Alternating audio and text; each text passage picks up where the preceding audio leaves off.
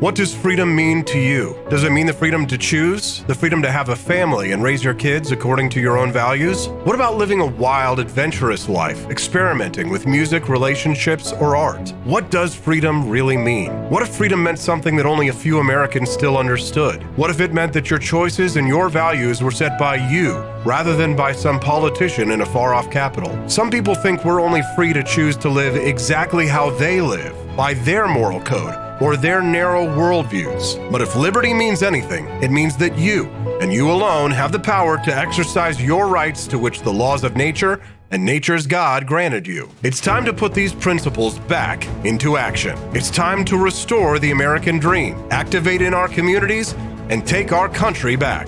It's time to wake up, America.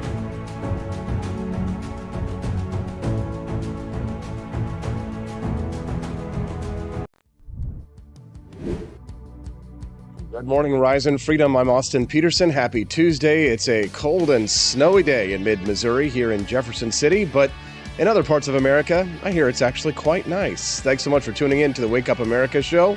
Let's get the show started. At the top, we're going to speak to Missouri State Representative Tony Lovasco about the disappearing independence vote from last week's midterms. How do we get the independents back? Voting for freedom again. We'll talk about that. And then at 7:22, it's the end of the middle class. More polls keep coming out showing that the middle class continues to shrink here in the United States. Is it the end of an era? We'll talk about that. And at 7:30 this morning, Donald Trump looms large. He's expected tonight at 8 p.m. Central to announce his election for President of the United States campaign. Yeah, we'll have to discuss that one at 7:30. And at 8 o'clock this morning, Camellia Peterson joins me on the show to talk about how recreational marijuana will affect Missouri's policing. And at 8:30 this morning, J.D. Tuccille predicts the end of the MAGA era. We'll see. A lot of people have called that. First, let's get in my buddy, State Representative Tony Lovasco, who's joining us now. Like he's got set up there. Good morning, Tony. How are you today? Good morning, Austin. My transition button wrong. Where are you, Tony? There we go. Video call. Little technical issue there. How you doing? Hitting all the wrong buttons. Good morning, Tony. Good morning. So I guess you probably saw the article last week that showed that the people who came out in the exit polling were voting for the independents, which is the majority of voters. More than Republicans, more than Democrats, voted majority Democrat last week. Why do you think the Republicans lost the independents so badly? Quite frankly, I don't know that a lot of Republicans have really been targeting them. I think it's been kind of a battle the last several cycles to kind of bring out the base. We saw when Donald Trump ran in 2016, there was a lot of independents that came and voted for the first time and participated in elections. And I think Republicans, by and large, forget that those folks just don't stick around and stay Republicans unless you try to actually appeal to them. The fact that they like Donald Trump doesn't mean that they're going to like you. And the reality is most of these downstream elections are about issues that are completely different to what you might find when you're running for president of the United States. If you're running for a local office or for a state rep position or even for governor, you probably shouldn't spend the majority of your time talking about election integrity and the border. Those things are important to voters. You do have to have positions on them. But people do tend to vote based on the actual office that you're running for. And if everyone runs as if they're running for president of the United States, I think that just talks right over the voters' heads. So you're kind of, you're saying essentially that voters are smarter than sometimes we give them credit for when they go to the ballot box, that they're going to vote based on that candidate and their issues, not based on some, blanket, push for, a red wave or something like that. Do you think that there was kind of a lot of Kool-Aid drinking going on from members of our own party? Well, sure. I think one of the things that's difficult running a campaign is that you have to balance the kind of enthusiasm for your mission and the idea that you're going to kind of ramp up your fundraising, you're going to get volunteer support, you're going to spread your message. But you have to also balance that with being realistic. It's always difficult to try to kind of shape the narrative that you're competitive, you have a chance of winning, you just need a little bit more help to get across the finish line. But then also you don't want people to think that, well, you're just, you got this, you're going to win by a landslide, because then they don't show up. They think, oh, well, he's got it, he's going to win by a landslide, I can sleep in today. And it's really difficult in a lot of cases, especially in these races that really are a lot closer than maybe people want to admit, to kind of balance that. And I think a lot of our candidates got kind of brought up in the hype of the red wave, and we were going to crush the Democrats. And, that's a great, applause line. But if you're not actually crushing the Democrats, you tend to look pretty stupid when you do that. So I think actually being realistic and honest about where your campaign is, about what you expect to happen on election day, whether or not it's actually where you'd like to be, as long as you're realistic about the outcome and you ask people for something that they can actually give you, a lot of people that support your race will actually come out. But you can't just blow smoke. If you're just tuning into the Wake Up America show, you're listening to State Representative Tony Lovasco from Missouri, who's joining me on the line right now. Tony, I don't know if you've ever seen that meme from It's Sunny in Philadelphia, where the character has like this poster board behind him with all these conspiracy theories, and he's drawing the lines and all this kind of stuff. Do you ever feel like sometimes our fellow Republicans, when it comes to the whole like stolen election thing, are kind of like that guy in the meme? It's like this guy and that one, and then this ballot harvesting over here, and then this. It's kind of like they're just kind of obsessed with the whole stolen election thing, that it's to our detriment. Oh, absolutely. I think one of the things that I've heard most frequently from independents is that, if Republicans are going to be far out on policy, they can maybe accept that, but they're not going to accept if they're just far out. You have to actually be somewhat grounded. No one is going to object to you talking about the importance of election integrity, right? That is important. Most folks agree with that. If you start going off into the weeds about, why you lost last time, or why your guy lost last time, or whatnot, and about how the other side's out to get you, and you start playing that victim card, believe it or not, the Republican message doesn't tend to jive real well with the victimization card. That tends to be something that our opposition uses. When we start embracing that, it's not surprising it doesn't work. Tony, over on the live stream, our buddy Bert Crash says Red won the popular vote by millions, I believe, in this cycle. How does that correlate to less independents voting red? So I pulled this article from the Wall Street Journal that showed in two exit polls that independents largely favored Democrats, which is part of the reason why Republicans lost seats. It's possible that the Republicans will win the House majority by perhaps one race, but that's still not even for sure yet. So, I do think that there is a problem with independents who tend to lean Republican. When you actually look at the numbers, most independents tend to favor Republicans over Democrats, but that's, that can swing. Those votes can swing, like Tony was talking about a little bit earlier here. Tony, what's your take on Donald Trump allegedly supposed to announce his campaign for president tonight? How do you feel about that? I mean, it's hardly surprising. I think everyone expected him to jump in. Whether it's wise or not, I guess we'll see. I'm inclined to think that this is going to be a pretty bloody cycle for us regardless. If he doesn't jump in, he's going to be a kingmaker. He's going to try to put his hands in that process, and that's not going to be healthy. And if he does jump in, it's going to be a primary. I think at this point, it's pretty clear he's not going to just get the nomination unchallenged. Which, as we've seen from 2016, Donald Trump does not tend to prefer a clean fight, and I imagine that his opponents won't either. So the real question is going to be, whatever emerges from the ashes of that primary, are we going to be in a good position to beat the Democrats? I would say if the Democrats choose Joe Biden again, I think we got a pretty good shot. If they wise up and choose anybody else, I'm a little concerned. If you're just tuning in, I'm speaking to Missouri State Representative Tony Lovasco on the line right now. We're talking a little bit about doing a postmortem on the midterms last week, talking about the independent vote as well as the potential announcement for Donald Trump to run for president of the United States this evening. Do you think Ron DeSantis runs, and do you like what you're seeing from Ron DeSantis, Tony, on the national level? There are things to like about Ron DeSantis for sure, but there's a lot not to. I think he has definitely gone the overbearing, kind of statist route, as us libertarians tend to say, on a regular basis. I think he has the right ideas. He has a lot of problems he has identified that are real problems that a lot of other folks aren't taking seriously, but he tends to just go way too far with his solutions. If he can temper that, perhaps he could end up being pretty decent. His personality suggests he might not. Do I think he's going to run? I don't, actually. I think if I were in his position, and I think to tell him the same thing, he's a young guy. He's very popular. He's kind of the de facto leader of the party in a lot of respects. Whether you like him or not, he's got that cachet. And, he's better off waiting. Whether or not Donald Trump wins this next cycle, he is at the age where this will be the last term, both constitutionally and just even if he doesn't make it, he's not trying again in 4 years after that. At that point, it makes way more sense for Ron DeSantis to just build his fundraising, build his reputation, and come and swing in after the dust settles from this next race. I don't think he should jump in.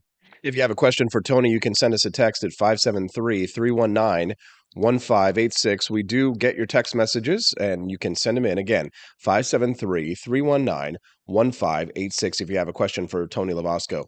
Hey, Wood Hippie is asking a question. He says, Wood Hippie is wondering, so independents are enjoying $5 gas, 10% inflation, crime, and fentanyl.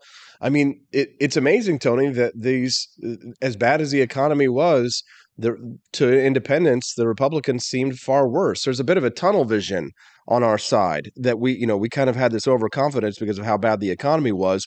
We have to actually put up good candidates, and we actually have to speak to other issues other than the red meat issues that we thrive on, right?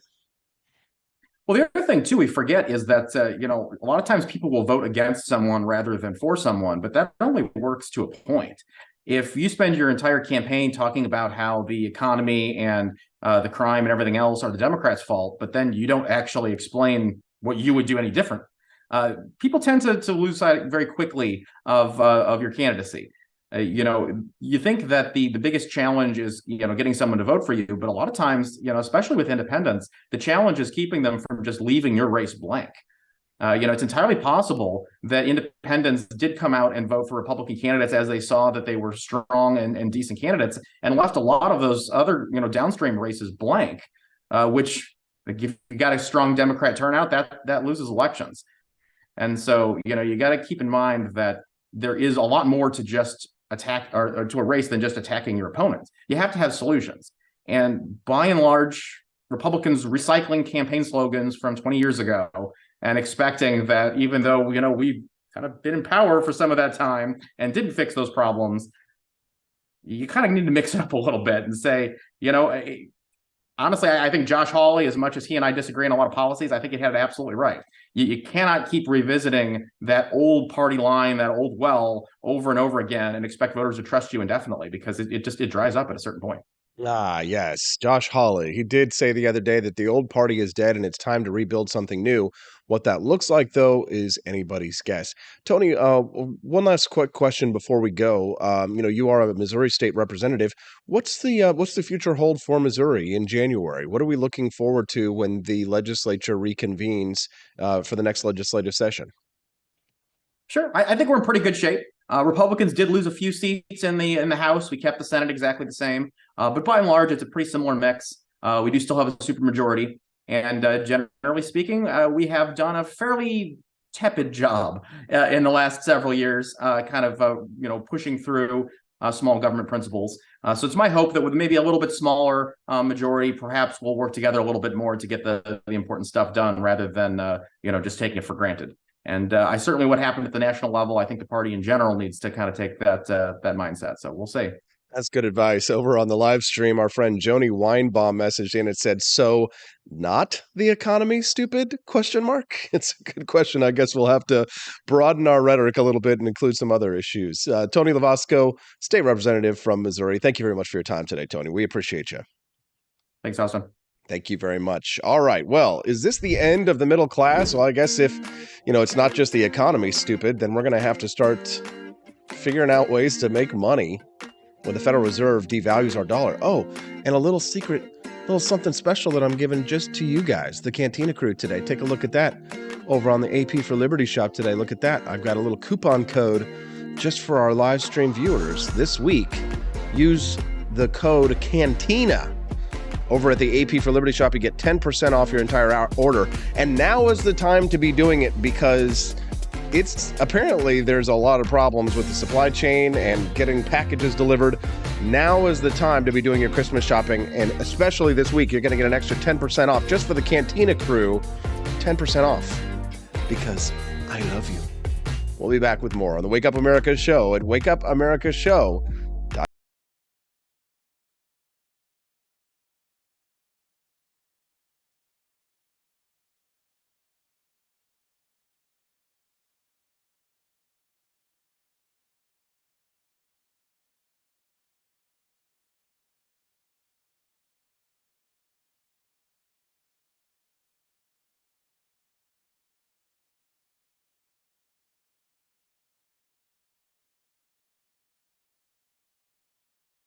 I like shooting things, but whenever I can't shoot something, I like to cut things. My life isn't all about shooting and stabbing and cutting, though. Sometimes I have to do actual work, but when I work, I still like to have fun. And there's nothing less fun than trying to cut with a crappy knife. Thankfully, from the ancient sect of Christian knights, who also loved cutting and stabbing, comes a new implement that has received my personal blessing, the Templar knife. Like the ancient sword of Excalibur, you don't choose a Templar knife, it chooses you. You just decide what kind you want on the website first, however, and then order it online, and then it chooses you. The Templar knife comes in a variety of shapes. As a man of culture and taste, I have decided I will never use a terrible knife again. And thanks to the inspiration provided by this excellent product, I have decided to launch a new crusade against anyone using less than superior knives. Join me, brothers and sisters, by visiting uppercuttactical.com/pages/Templar-knives. That's a lot of slashes. For that, you'll need a Templar knife. For 10% off, use code AP for Liberty and join me in a quest for glory, for liberty, for Christendom, for the Templar knife. Get yours today. Fire.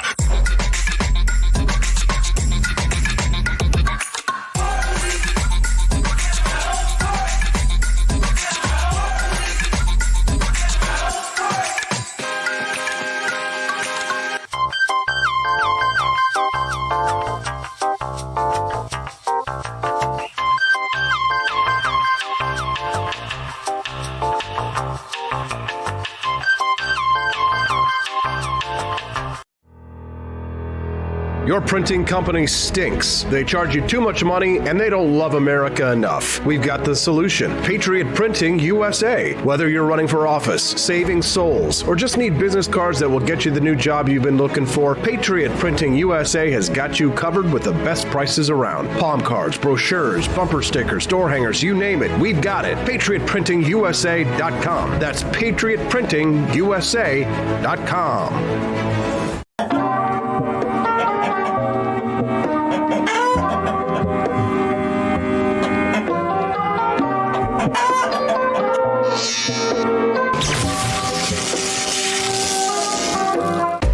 Want an engaging website to boost your business? You're just a click away from 5-star Fiverr talent. Hundreds of freelancer skills like web design. Head to Fiverr.com today and get something started.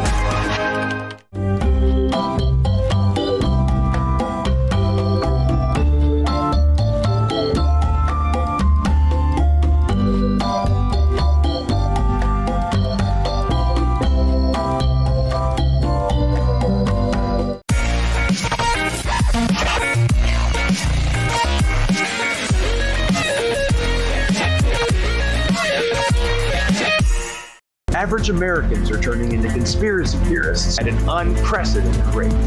Flip City Magazine was created for new converts to aid in their in-depth research along the path of absolute truth. We offer the hardest-hitting news and opinion delivered uncensored in print directly to your door. Display proudly on your coffee table or hide discreetly under your mattress. Flip City is the magazine they don't want you to see, much less read. Subscribe to Flip City Magazine today at flipcitymag.com.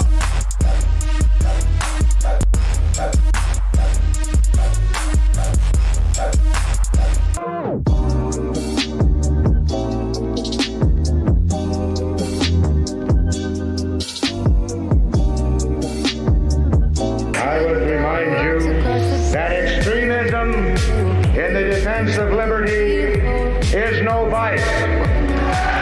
It is better to settle these matters in the courts than on the streets, and new laws are needed at every level. But law alone cannot make men see right.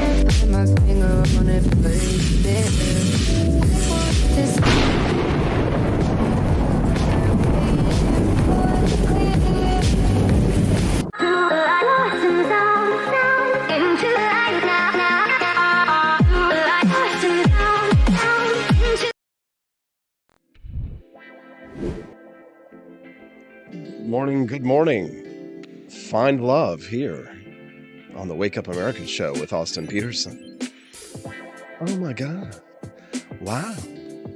It's 7:21. You're watching and listening to Austin Peterson. It's time to rise and freedom. Oh, yeah. Welcome, welcome. Thanks so much for tuning in. We're glad to have you here. It's a much better time over on YouTube. If you're on Facebook, they hate us there. I do stream it over on Facebook, but the show really benefits from you joining us over on YouTube. Twitch, Rumble, we're in all those places. But if you really want to find love, you need to find us over on YouTube. Good morning, AP. Received some things from your store last week, said Denise A. Price Welsh. Did you find your love over at the AP for Liberty shop? Yes. Glad to have you here. It's exciting and new. Come away with me. We're expecting you. Yes, that's right. This week we've got a special going on just for you at the AP for Liberty shop. Yes, 10% off just for Cantina Crew members. That's right. 10% off. Use the code Cantina. Oh, yeah. And as Corey Kleiber said, make sure you hit that like button over here on YouTube. Helps us to get up in the algorithm. If you want to help us get it up, then we need you to hit that like button and subscribe. Also, just so you know, there's a little bell notification icon. The bell. You can ring my bell. Ring my bell. Just click it. Click it. Double click it. 2 fingers. Click the bell. Oh, yeah. We send love in the mail. So go to apforlibertyshop.com today. Use code Cantina to get 10% off. Oh, yeah. That's right. Should we hit back to the news? What do you think? It's too early for this? What hippie's sending a text over there? He's missing out on all the fun over on YouTube, isn't he? Don't you just wish that someday the Wood Hippie would show up over on the YouTube live stream? I wish he would too. He's texting in at 573-319-1586, and he said, so if the Wood Hippie can't understand how all late counting of ballots favors Democrats, he's a denier. No, I don't think that it's a denier. I think, late counting of ballots favors Democrats in the sense that, right, if you're talking about like ballot harvesting, right? So we're talking about people going out there and picking up ballots and stuff. Republicans are starting to do this in states where ballot harvesting is legal, and it's not legal in all 50 states. It's legal in places like California. Republicans are not going to win California anyway. However, one Republican did win in California. There was an Asian woman who used like all of the Korean churches in her area to harvest ballots. And Republicans, of course, because Republicans are more skeptical about ballot harvesting, they don't participate in it. Democrats are like, whatever, they're handing out their ballots to anybody who asks them for it. Republicans are a lot more skeptical. But what they found is when they went to churches in California, that the people trusted the churches, and so they were able to get mass numbers of ballots from the churches. So Republicans are going to have to learn these lessons, and you can try to legislatively change the law so that there is no ballot harvesting, which I would agree with. I think it's a mistake, but it's not fraudulent because it's legal. It's legal in places like California. I think there's one other state really where like the mass ballot harvesting is technically legal, but Republicans who have learned the lessons and are now using those techniques against Democrats are winning. Again, there was that case of that woman out in California. So you definitely want to check that story out. John Rail this morning says, Austin is channeling his intravenous fly trap. I have to go blow dry my hair, says Rare Camellia. I guess she's getting a little hot this morning. And Steffi says, men take lessons from Austin. You will attract women this way. Well, that is very nice. Let's talk about the news, though, because that's what people tune in for. The missing middle. I read this article yesterday from governing.com. This is like an article, it was really specifically written for people who are in government, and it talked about the missing middle in American life. A term that once referred, only to housing now encompasses everything from politics to economic life to the disappearance of community. But governing writes that the missing middle is still out there, right? It used to be when you talked about the missing middle class, you were really just talking about one economic factor. But now when we talk about the missing middle class, we're talking about our senses of community, right? We're talking about more than just economic factors. But a study that came out this year by Pew Research found that using income as a standard of measurement, it shows that Americans, the middle class had shrunk from 61% of Americans in 1971 to 50% in 2020. In 1970, Pew reported adults in middle income households accounted for 62% of aggregate income, but in 2020, the corresponding number was 42%.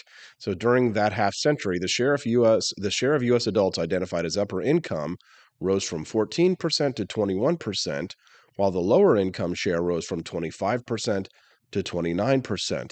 It is a middle class that has gradually been hollowed out.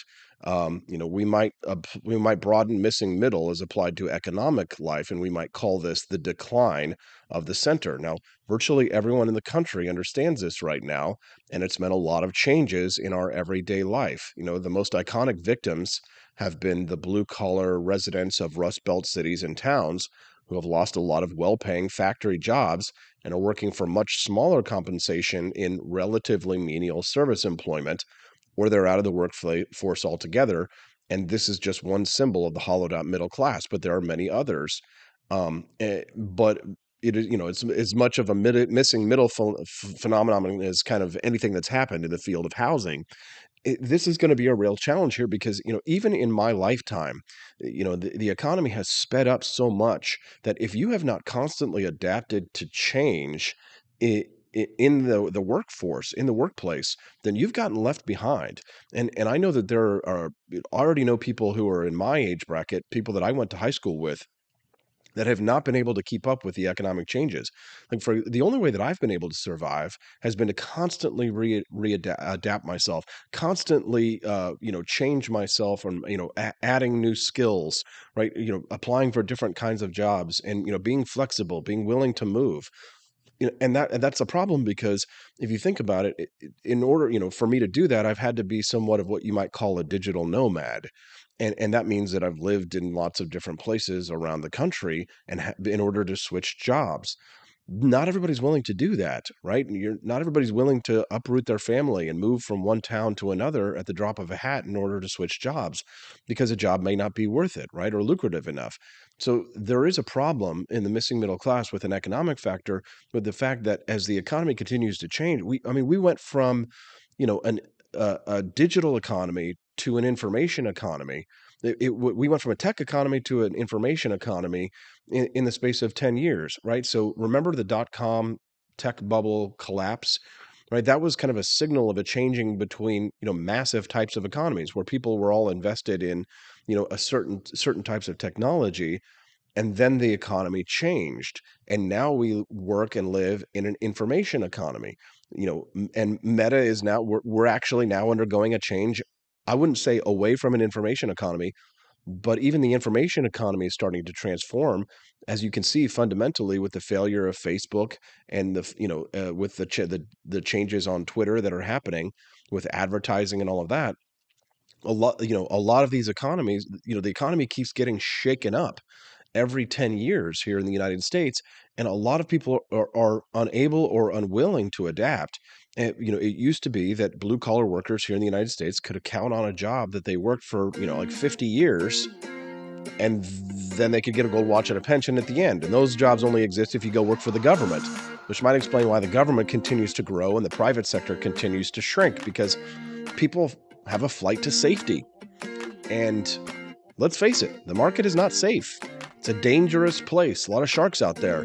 It's hard to make a living out there in the economy right now. Difficult. Unless you work for somebody else, then you quiet quit, and there's all those challenges. Well, big announcement. Donald Trump's announcement tonight looming large. We'll talk about that and the economy. We'll continue to discuss that when we get back on the Wake Up America Show at wakeupAmericaShow.com. Want an engaging website to boost your business? You're just a click away from 5-star Fiverr talent. Hundreds of freelancer skills like web design. Head to Fiverr.com today and get something started. American conservatism is distinct, like America is distinct from the United Kingdom. American conservatism's roots comes out of the Wild West, out of pioneerism. The difference between American conservatives and European conservatives is that Americans are cowboys. We are that God, guns, gold, and girls. It's wild here. And we should stay that way. We shouldn't allow a European version of conservatism to come and infect us here. We like it wide open spaces here, deep in the heart of Texas and all that.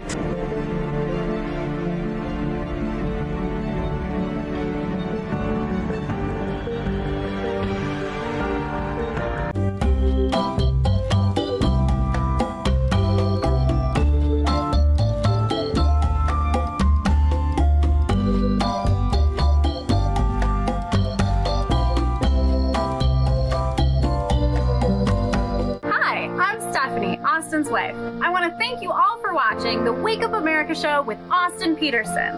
This show has been a huge venture for our family, so we would love it if you could join us. I believe in liberty, and I believe in Austin's ability to spread the ideas of liberty. Do you? I want to ask you today to join Peterson's Patriots with a pledge of $17.76 a month. Help us to stay cancel-proof so we can spread the message of limited government across the country. I joined Peterson's Patriots myself, just in a little different way. Visit wakeupAmericaShow.com/support and make your pledge today.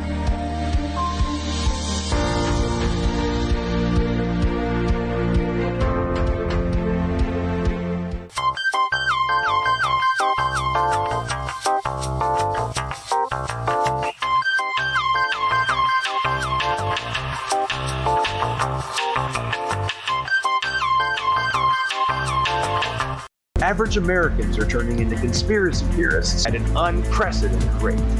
Flip City Magazine was created for new converts to aid in their in-depth research along the path of absolute truth.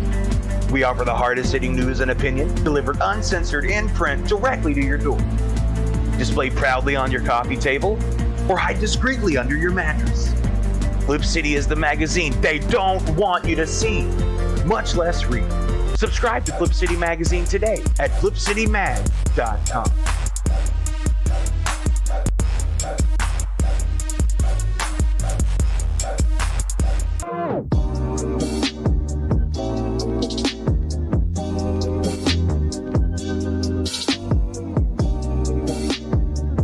Speaker Pelosi's husband, Paul, made a big investment in chips just before Congress votes on a bill that would give $52 billion in subsidies and tax credits to the chip industry.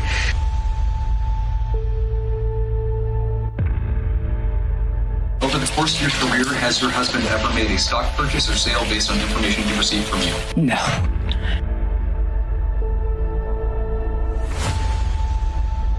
And I believe if you come to our border, you will be turned back. Do not come. Do not come.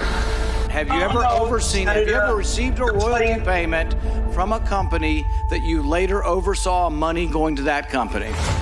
I don't know as a fact, but I doubt it. Well, here's the thing is, why don't you let us know?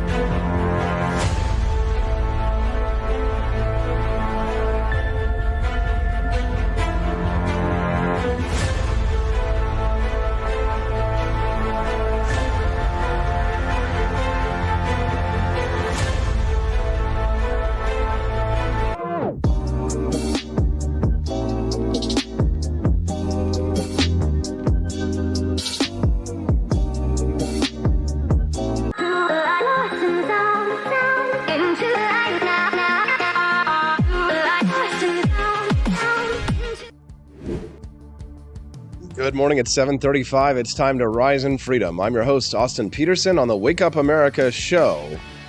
Happy Tuesday. Appreciate you joining me. Have you gotten a chance to listen to my new show yet? My radio program that's on the air in St. Louis? You don't have to live in the St. Louis region to be able to tune in at 2 p.m. every day. Camellia, I had to send her a text yesterday and say, hey, listen, you need to tune into the show. I'm going to have Jeff Smith on the program. Had a great conversation with former Missouri State Senator Jeff Smith, who's a Democrat, about the elections last week. And I asked him a really good question. You can check out the podcast on the Real Talk website, which is where it's all housed. All my previous shows are going to be on the realtalk933.com website. But I asked him the question, does it hurt Democrats if Donald Trump just goes away? The answer to that question was pretty fascinating. And I think that you would really love it. Make sure that you set an alarm for yourself on your phone so that you can tune in to the 2 p.m. show, because sometimes you get busy during the day and you forget, oh yeah, 2 p.m.'s coming.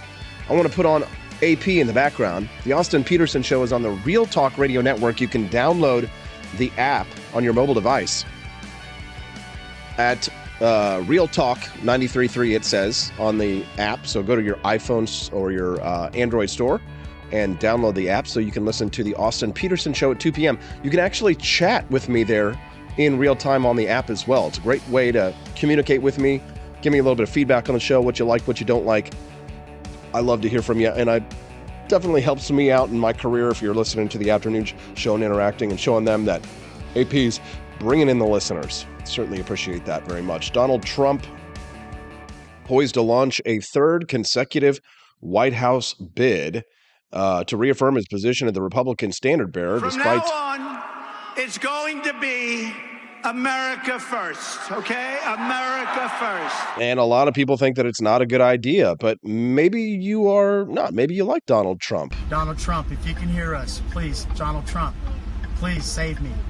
Please save me, Donald Trump.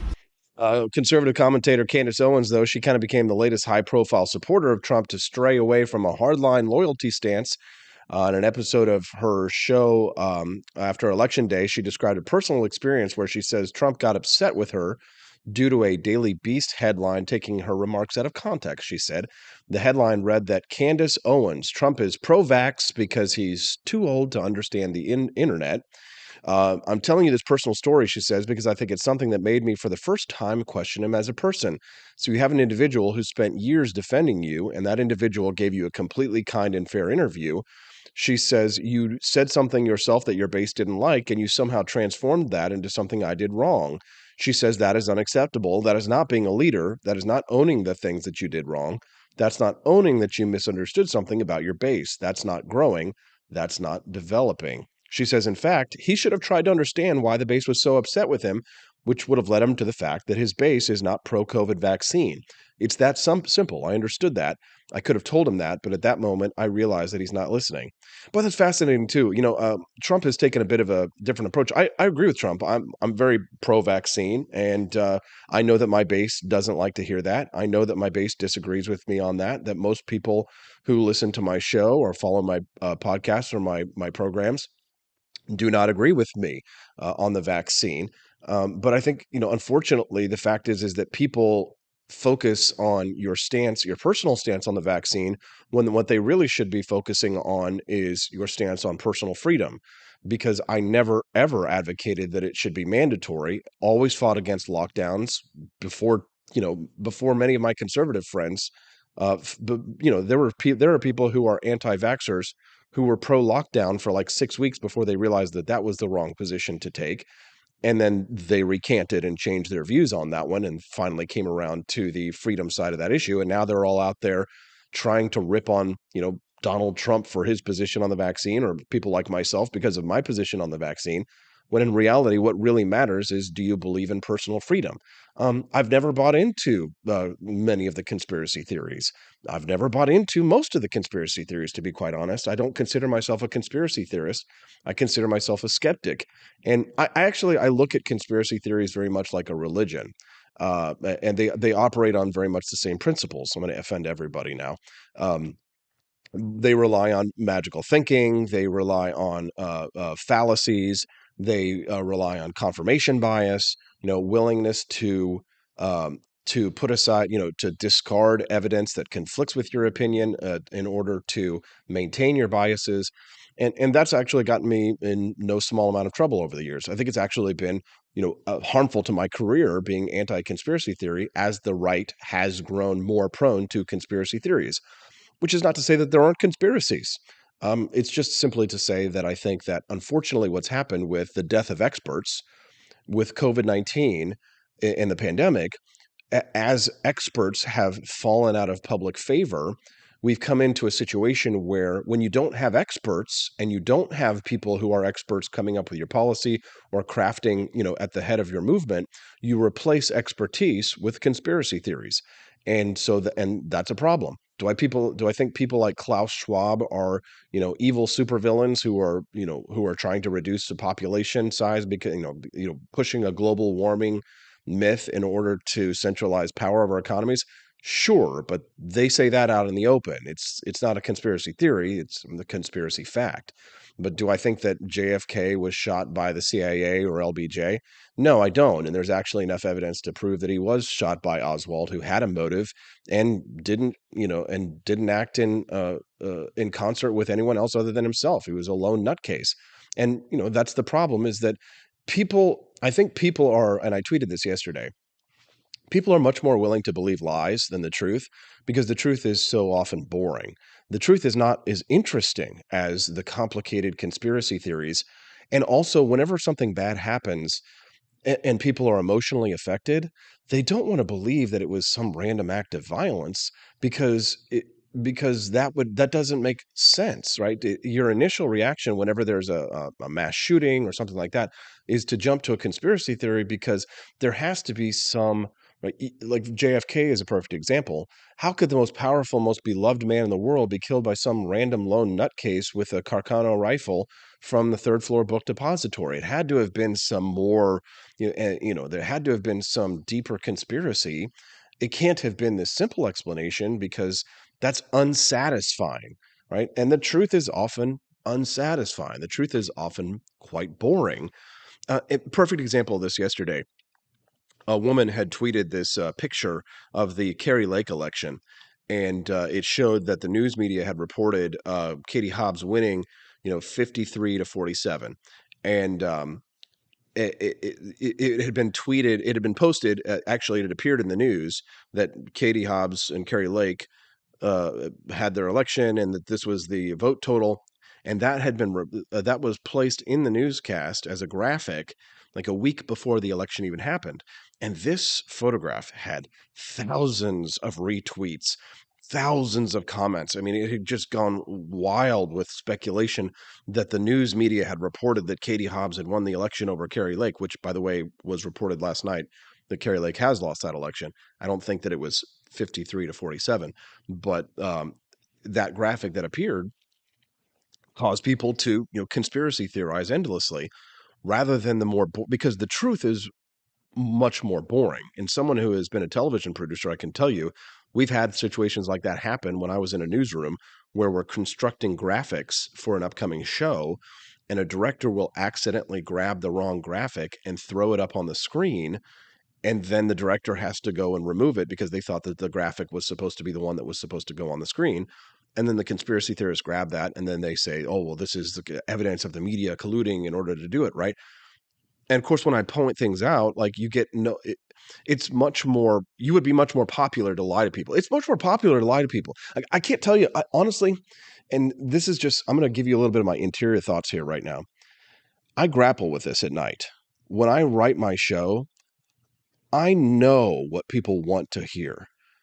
And it is a tussle in me sometimes because I know that what I believe, what I am finding out is true and what I believe to be true that I want to present to you every day on the show.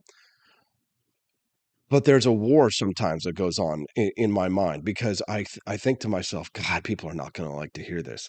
People do not want to hear this. And I sometimes grapple with myself. I always do the right thing, but it doesn't help me. It doesn't help me at all. It hurts me a lot. It hurts me a lot. Politically, it hurts me from a content perspective of what I do out here. There's really not a lot of money or fame or power in telling people the truth. In fact, it's quite the opposite. There's nothing but danger, pain, and struggle. But I'm going to do it anyway, because that's how I got here. And I think that the small band of freedom fighters, the Merry Cantina crew, you who's watching me live now or listening to the podcast later, that's the reason why you keep coming back, isn't it? Show your support for the truth, for some justice, for the American way. Like and subscribe to the podcast. Make sure, don't forget, we've got that 10% discount going on this week just for you, the Cantina crew, because I love you so much. And we'll be back with more on the Wake Up America show at wakeupAmericaShow.com.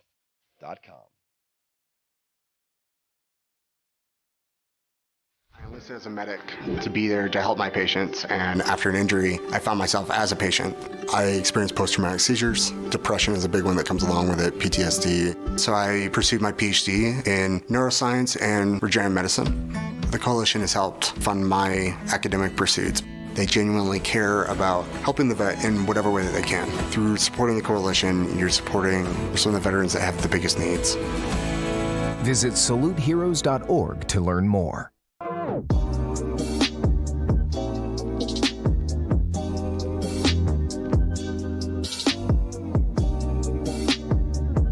If there wasn't going to be somebody who was a fiery champion of liberty, somebody who would get out there and who would be aggressive, and if they wouldn't do it with more fire or passion than I had, then I would go and I would fight this battle for us. I've fought for the principles that we all share. Parties tend to be secondary to me. We're here because we believe in the principles of liberty. I am not a perfect messenger, but I think I'm a damn good one. This is a replica of our first president's flintlock pistol. You have my full support, my respect, and my gun.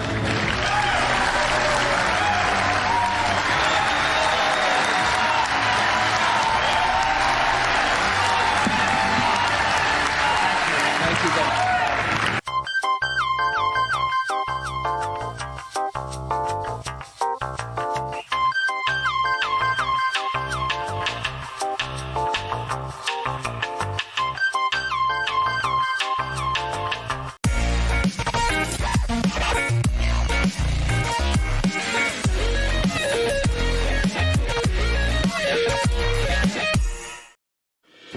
Enough yet? Do facts no longer matter? Are lies to be encouraged instead of punished? This is not our inheritance. If truth no longer matters, we will not remain free for long. This is our generation's challenge, to defend our founders' hope that we the people could self-govern if we defend our right to get the facts. And right now, we're building the only defense of free people have. The facts on every politician, every position they held, every statement they've made, every vote they've made, and any cash they've taken. It's the real history on those now pandering for your vote. There are hundreds of young people building our defense right now, and they need your help.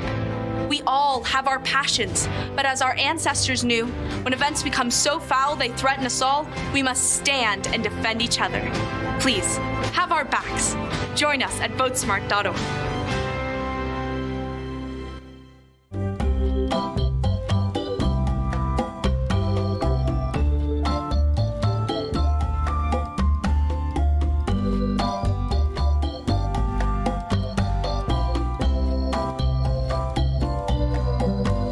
What would happen if I had to pick up the phone, call 911 for one of my family members or one of my neighbors? What would I do if no one was on the other end to respond? What if there was no 911?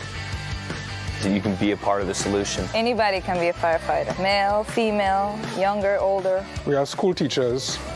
We have leaders in business. Is me, you, anyone that wants to be. There is no typical firefighter. We wish you a freedom Christmas. We wish you a freedom Christmas. We wish you a freedom Christmas and a liberty New Year. Socialists and commies may try to convince you that the holiday's all about free stuff. But let's be honest, we all know whose wallet Santa's gifts are coming out of. There ain't no such thing as a free stocking. Santa is the only guy with a big white beard promising free stuff that we want anything to do with this holiday.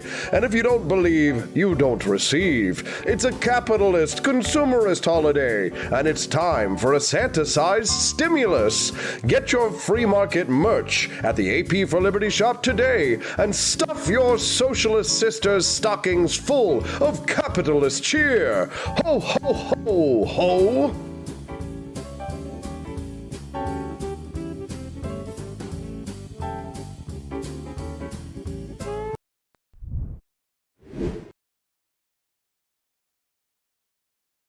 Introduce a red wave. So who's really to blame? Is it Donald Trump and time for us to move on? Or is it Mitch McConnell, who from behind the scenes failed to get out enough money in these key elections where people like Blake Masters and others failed to get across the finish line in winnable races? Let's talk to somebody who knows best. That's Tho Bishop. He is the communications director for the Mises Institute, and he's joining us on the line right now. Good morning, Tho. Thank you for taking your time with us today.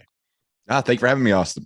Yeah, we were having this conversation on Twitter yesterday. I thought it would be worthy of a segment this morning on the morning show. The question of who's really to blame for people like Blake Masters not getting across the finish line. And you kind of, have feet in both camps here. Mitch McConnell didn't spend enough and Donald Trump didn't do enough. Do you want to make your case? Yeah, I think first and foremost, we have to recognize that we just have a profound leadership problem in the GOP and really just amongst sane people in American politics right now. I'm someone who has been a Trump fan, since 2016. I think that the Trump revolution was great. And that was an example of, I think, American Republicans were desperate for new leadership and wanted Donald Trump to fill that void. The problem is that we got a situation where Donald Trump didn't spend money that he got for his people, right? He was doing donation drives where $1 went to Blake Masters for 99 going to Donald Trump. If you want to be a leader of the party, you've got to spend and put your people in power. But Mitch McConnell certainly is to blame, spending more money on attacking Republicans in Alaska than getting Blake Masters to the finish line in Arizona. Kevin McCarthy, has been a complete disappointment, really his entire congressional career. The priorities, again, it doesn't matter if it's MAGA camp or establishment Republicans, all of them deserve the loss here. And it's really a troubling time right now. If you're just tuning in, we're speaking to Tho Bishop. He's the communications director for the Mises Institute. Now, in one of the fingers are pointing out is the candidates who believed in the 2020 stolen election theme turned off the independents. Do you buy that? Perhaps to a certain extent. I mean, it's something that I assumed going into this election. My kind of working analysis was that normal people kind of are underappreciated in politics, right? And so normal people are, they'll have inconsistent views, right? They don't want their taxes raised, but they want government to keep their hands off the Medicare and Medicaid. And I just kind of assumed that going into this, any turnoff they had maybe about some of the later Trump stuff, the way the media has presented things, all of the Democratic hysteria over January 6th, that was always going to take a backbench to, gasoline prices and the cost of steak and eggs going up. But if you look around, I mean, even though nationally, right, the turnout for Republicans was significantly higher than Democrats broadly, on these key races, the results are what they are. And there's something to be said. I think a big part of this is Republicans still have not caught up to the changes in the way that elections are conducted, right? I'm not talking about, the crack-in and voting machines changing tabulations after the fact. There's something to be said about Democrats having vastly overperformed in increases in vote by mail balloting. Again, some of these fundamentals on how elections are changed. And I think that perhaps is a bigger thing than turnoffs to independents generally. But the same thing, though, is complaining about it after the fact isn't good enough, right? I mean, we're dealing with a very sick and twisted left right now, doing everything they can to subject us to anti-human, very dangerous policies. And again, if we don't have an answer to that on the right to stop them, then we deserve everything that's coming. We need serious people handling these things. And what 2022 has shown is that we simply do not have that serious people up top. If you're just tuning in, we're speaking to Tho Bishop, Communications Director for the Mises Institute, about what went wrong in the elections last week for Republicans. Now, a lot of the finger pointing that's going on right now is Donald Trump blaming, Ron DeSantis for, for this. And I know that you're a DeSantis Republican. It says so in your Twitter profile. What do you make of the attacks that Donald Trump has brought, the broadsides he's launching against your boy, DeSantis? Yeah, I'm not surprised. I hate to see it. I think this is the first time really since 2016 where Donald Trump sees a genuine rival for the stage. And in particular with DeSantis, it's someone who is not an establishment guy, really, by my definition. He's someone who has a unique record where he can almost out MAGA Trump in many ways, right? When he was in everything that he did in COVID, he often had to do forcing a more traditional Republican legislature to do what he wanted them to do. He stood up not only to DC, but to corporate power, trying to become the enforcement wing of Fauciism. And so the specific accomplishments of DeSantis, I think, really threatened Trump's old hold over, let's say, the MAGA movement. And so I'm not surprised that Trump is lashing out. I hate to see it. In my ideal world of worlds, I would have much rather had 4 more years of Trump and 4 years of DeSantis really leveraging every single thing he could get from his governor's position. And then, ideally go into 8 years of DeSantis afterwards. Given the results of 2022, given Trump's reactions to it, given the turnoff that his attacks on on DeSantis are having, even amongst, friends, people here in Bay County where I'm active in my Republican Party, this is a very MAGA club. They're not liking what Donald is saying right now. And so I'm not surprised by it with the egos involved, and it is what it is. And again, I have tremendous respect for what Donald Trump did, the energy he infused in this movement. But it's a bad look right now. He's hurting himself, right now. And again, the attacks that are going to start coming to DeSantis are part of the game. I trust that he's going to be able to handle it well. Again, trying to make him out to be some sort of, Kevin McCarthy plot against MAGA while, you have Donald Trump out there trying to double down on Kevin McCarthy as speaker. It's a little funny in its own right. But I'm not surprised, but it is disappointing to see. We're speaking to Tho Bishop, Communications Director for the Mises Institute, about the midterm elections. One last question regarding, surrounding the midterms. Over the weekend, the senator from Missouri, Josh Hawley, tweeted that the old Republican Party is dead and that it's time for us to create a new Republican Party that appeals to the massive amount of independence that the Republicans lost last week. I guess my question is, even though I agree with that on its face, though, is how do you create a new Republican Party that's appealing to independents that still holds to the ideals of the MAGA movement, knowing that to some extent, some of the, the election fraud narrative of the MAGA movement is what I would, interpret as a millstone sort of holding it back. So what would a new Republican Party be? And, could people like yourself and myself, who are more libertarian Republicans, have a place in it? I believe so. I think intellectually, the project that really kind of represents what Hawley's talking about, and really I think kind of defines DeSantis's intellectual worldview, which I think will become increasingly important on the right, is a sort of burgeoning national conservatism movement. And that I think is a more broad coalition where you have people with, particularly on some economic issues, there's a lot of interest in explicit protectionism, things like that, which I do not like. But on the other side, there's increased skepticism of the administrative state, kind of recognition that politics of old, the politics of the 20th century has been a disaster for the American cause, which I think is right into kind of a libertarian viewpoint of American history. The issue is that it's one thing to talk about these things and to gripe. Again, it's one thing to acknowledge that there are aspects of the 2020 election that were wrong, that democracy was weaponized. Again, we could look at changes to the way elections were conducted in 2020, the way that big tech had a cartel censoring important information, which you can't have in a democracy, right? When information that would change the way that people would vote were coordinatedly censored, like the Hunter Biden laptop, that is a major issue. But we can't simply complain about it. We need solutions. And I think what Hawley is pointing at is that the Republican Party right now simply isn't serious enough about the things they claim to care about. And I think this is true with Trump. I think this is true with McConnell. I think this is true with McCarthy. I think this is true with Romney McDaniels. And again, hopefully, if there's any silver lining that comes to this, it's that we have a complete changeover in the true leadership, and we have people of real merit, of really serious people.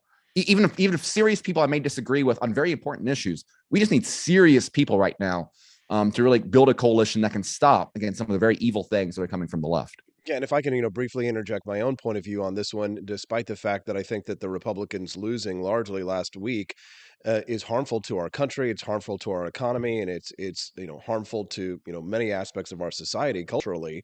The one bright spot in this might be that the chaos offers people who are of our intellectual ilk or our philosophical mindset an opportunity to sort of rise. Where there's chaos, right, there's opportunity, right? Where there's crisis, there's opportunity, right? So now is a very good time for people who believe what we believe to rise up and to establish ourselves in positions of power within the Republican Party, so that, if a new party is created, as we're discussing here, that people who believe what we believe, that might, have, anti-elitist views on the bureaucratic state or the deep state or the administrative state, whatever you want to call it, that we can work with them on those issues while still sort of like, throwing elbows whenever they want to come in with, protectionist trade policy or some other kind of, central planning style solution that, comes along with the more Theodore Roosevelt wing of the Republican Party.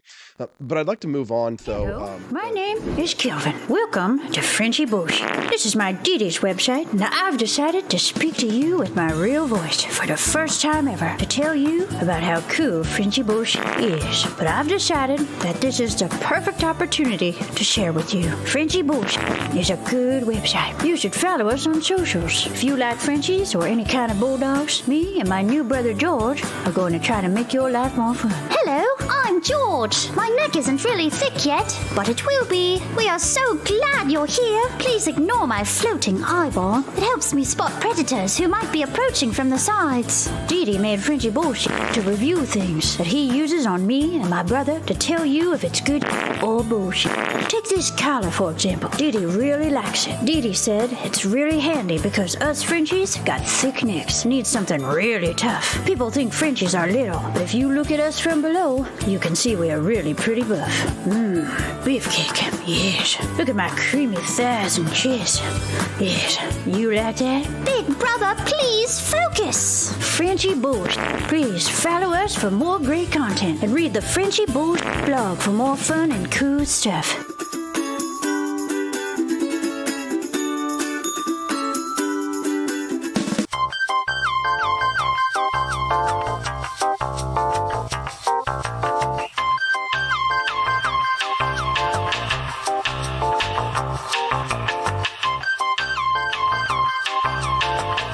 I'm a public defender. I am a public defender. I'm proud to be a public defender. 80% of Americans accused of a crime will get appointed a public defender. Everybody from a speeding ticket to capital murder. For every dollar we spend on public defenders, we spend $3 on prosecutors. Public defenders have to do pretty much everything on their own. Social workers, counselors. Investigating is another piece of it. The average public defender holds 300 cases annually. You never feel like there's enough time. Public defenders have health issues all the time. A lot of people give up and say, I can't do this work anymore. Gideon's Promise trains, mentors, and supports public defenders. There are a lot of people who say that they would not still be public defenders, but for Gideon's Promise. It's fueled me to continue on in this fight. Gideon's Promise has changed the face of public defense. People see us as troublemakers. Good trouble only. We don't make it easy. It should not be easy to take away someone's liberty.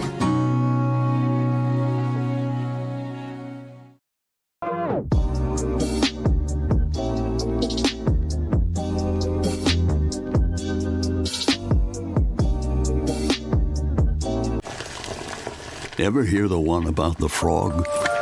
Put a frog in a pot of boiling water and it'll jump right out. Here's my resume again. But put a frog in a pot of cool water and slowly heat it up, and that frog will boil. It's a lie. But as a metaphor for us and all that we go through as veterans, Do you have any real-world experience? it's a story that rings true. We make excuses for how we feel. We push everything down. We tell ourselves the lie that it's easier to stay in that boiling water, to disconnect. And some days, maybe it is. But you've never been interested in easy. Make no mistake, reaching out is hard. Do it anyway. You're not alone. You've got this. You are not a frog. Find resources at va.gov/reach.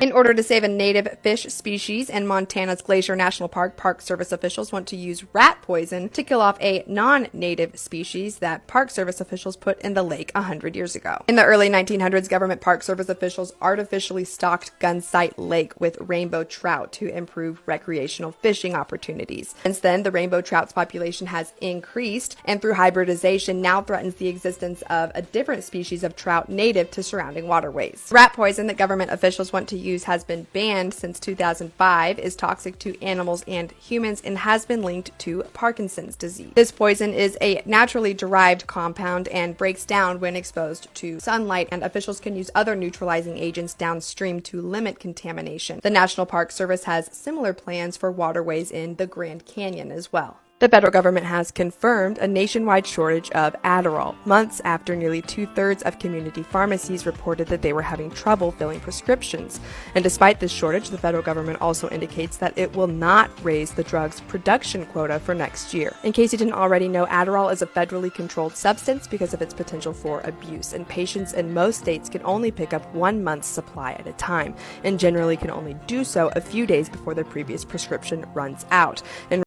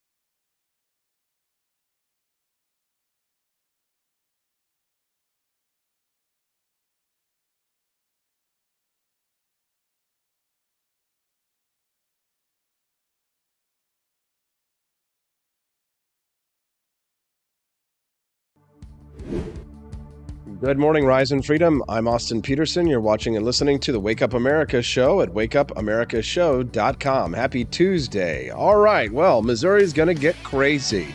Crazier than California, it seems. People voted to legalize recreational cannabis here in the state of Missouri. While a lot of people weren't happy about it, I think the police are probably the least happy of all, because now they've got to figure out how they're going to deal with enforcement. If you pull somebody over, you can't just say, I smell weed, and then force them out of the car and kick their teeth in and arrest them.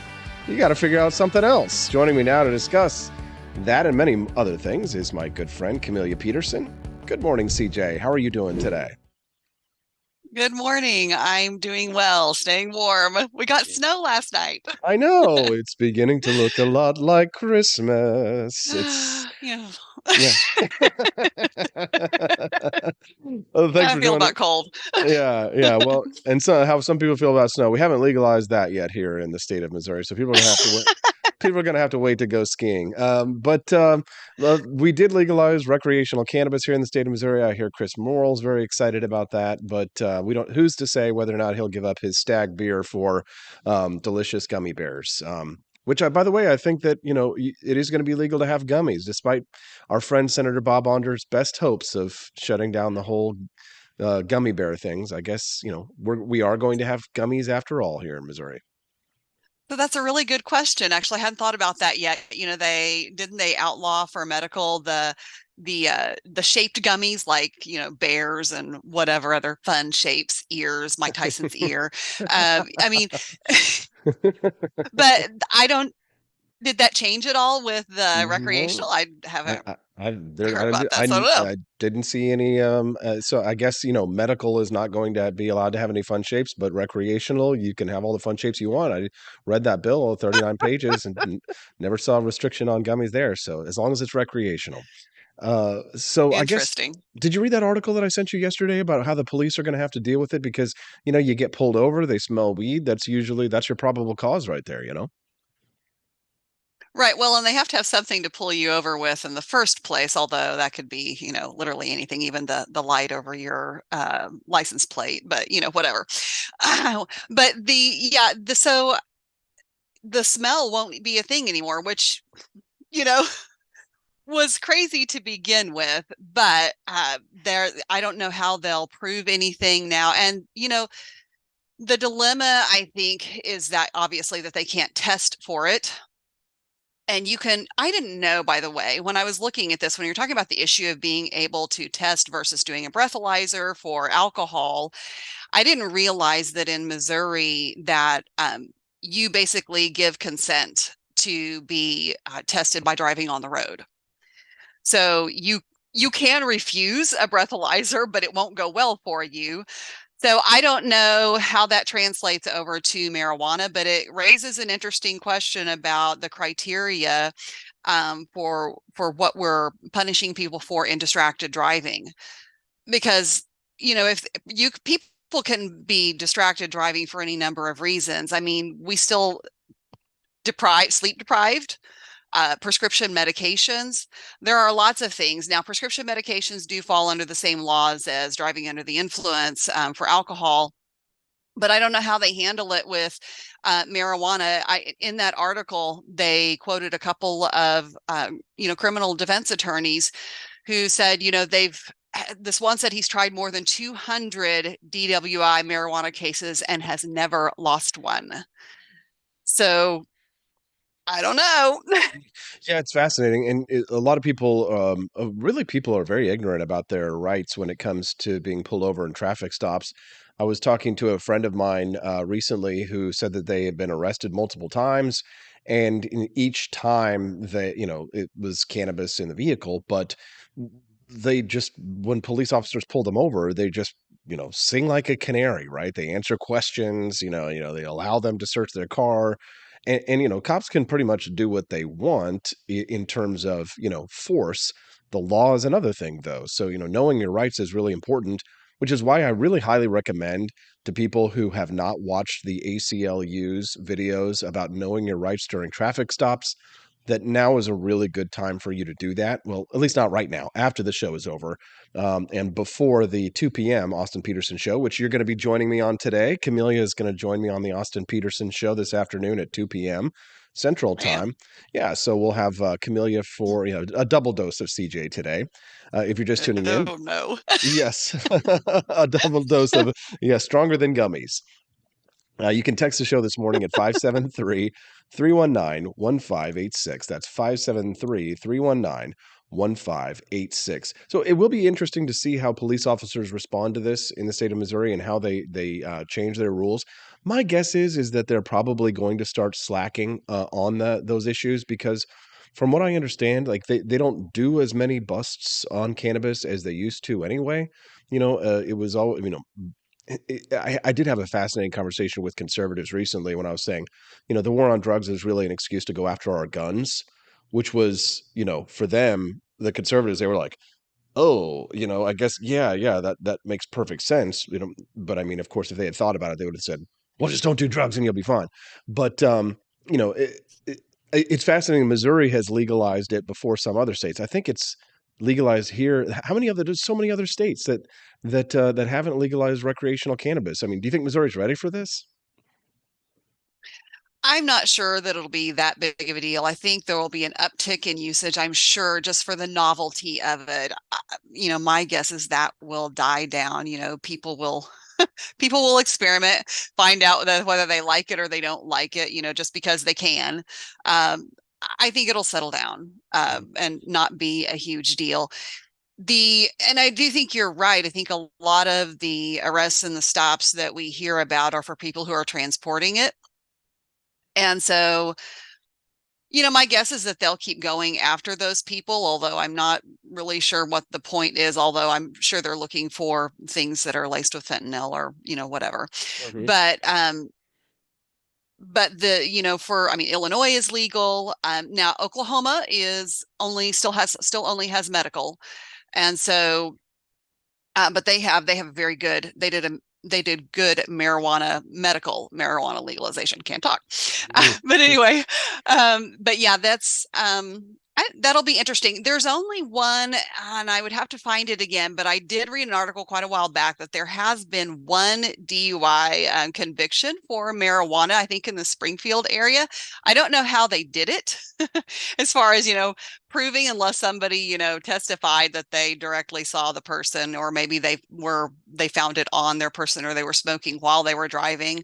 But yeah, I think it will settle down. It will die down. It will not be as big a deal.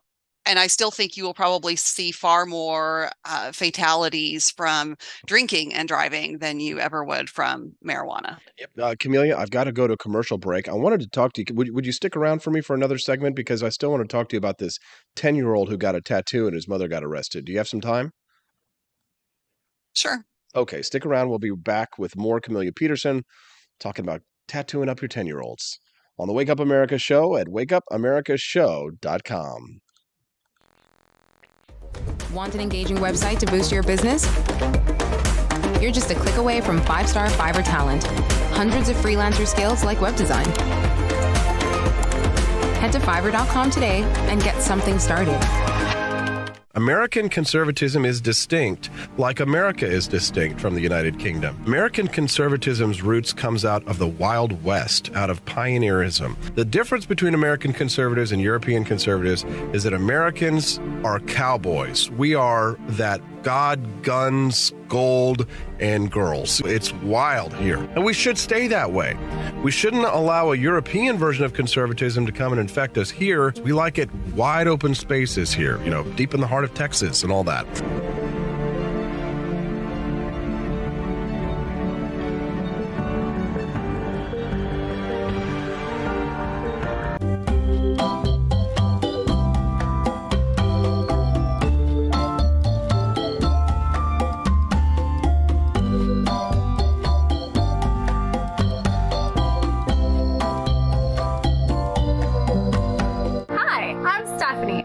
Wife. I want to thank you all for watching the Wake Up America show with Austin Peterson. This show has been a huge venture for our family, so we would love it if you could join us. I believe in liberty, and I believe in Austin's ability to spread the ideas of liberty. Do you? I want to ask you today to join Peterson's Patriots with a pledge of $17.76 a month. Help us to stay cancel-proof so we can spread the message of limited government across the country. I joined Peterson's Patriots myself, just in a little different way. Visit wakeupamericashow.com/support and make your pledge today.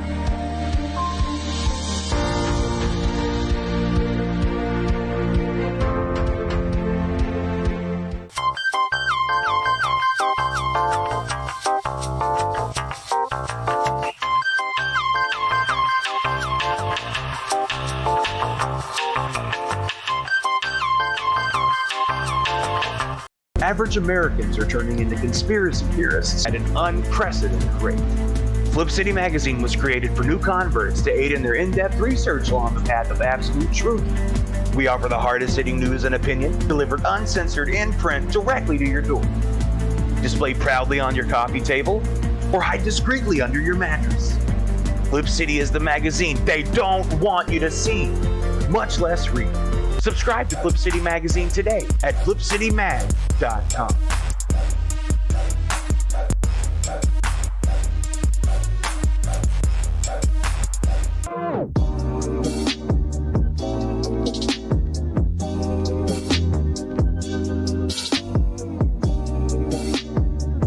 Speaker Pelosi's husband, Paul, made a big investment in chips just before Congress votes on a bill that would give $52 billion in subsidies and tax credits to the chip industry.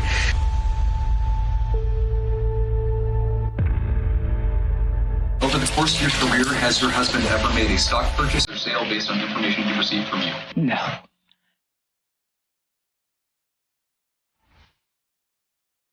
And I believe if you come to our border, you will be turned back. Do not come. Do not come. Have you ever received a royalty payment from a company that you later oversaw money going to that company? You know, I don't know as a fact, but I doubt it. Well, here's the thing is, why don't you let us know?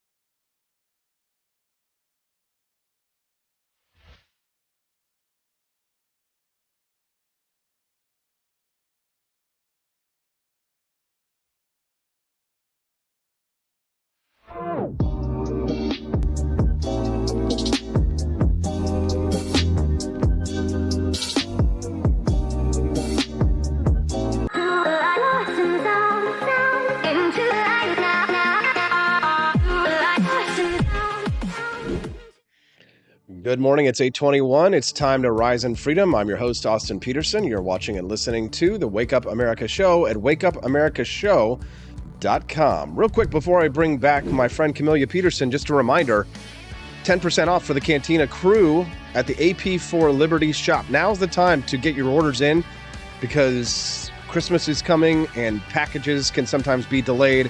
You don't want to take that chance. Why don't you just head over to the AP for Liberty shop today?